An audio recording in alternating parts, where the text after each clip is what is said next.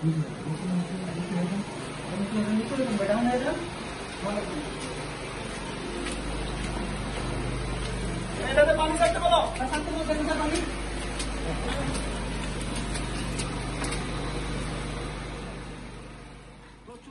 ধোলাইখালে 4 তলা ভবনের দ্বিতীয় তলায় মিউচুয়াল ট্রাস্ট ব্যাংকে আগুন লেগেছে। আগুন নিয়ন্ত্রণে ফায়ার সার্ভিসের 5টি ইউনিট কাজ করছে। আজ সকাল 10:40 আগুন লাগার সংবাদ পায় ফায়ার সার্ভিস। বিষয়টি নিশ্চিত করে ফায়ার সার্ভিস সদর দপ্তরের ভারপ্রাপ্ত কর্মকর্তা মোহাম্মদ শাহজাহান শিকদার বলেন, ধোলাইখালে একটি 4 তলা ভবনের দ্বিতীয় তলায় মিউচুয়াল ট্রাস্ট ব্যাংকে আগুন লেগেছে। আগুন নিয়ন্ত্রণে ফায়ার সার্ভিসের 5টি ইউনিট কাজ করছে। প্রাথমিকভাবে আগুন লাগার কারণ ও ক্ষয়ক্ষতির পরিমাণ জানা যায়নি। এছাড়া আগুনে হতাহতের কোনো সংবাদ পাওয়া যায়নি। লুনা ফ্রেসনিপা, ঢাকা পোস্ট।